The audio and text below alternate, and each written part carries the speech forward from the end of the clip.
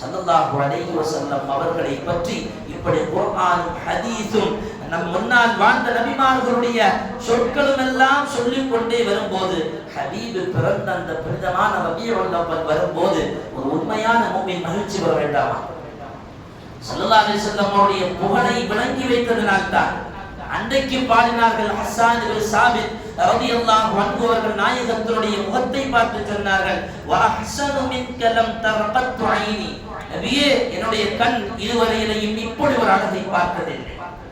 வாஜ்மலு மின்க லம் தலிதில் நிசாஉ, இது போன்ற ஒரு அழகான குழந்தையை எந்த தாயும் ஈன்றதில்லை.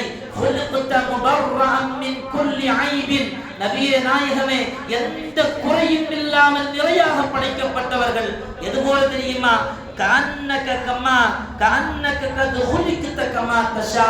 ஒருவன் இப்படித்தான் படைக்க வேண்டும் என்று நினைத்தால் எப்படி படைக்கப்படுவானோ அதை போல எந்த குறையும் இல்லாமல் தாங்கள் படைக்கப்பட்டிருக்கிறீர்கள் என்றார்கள்.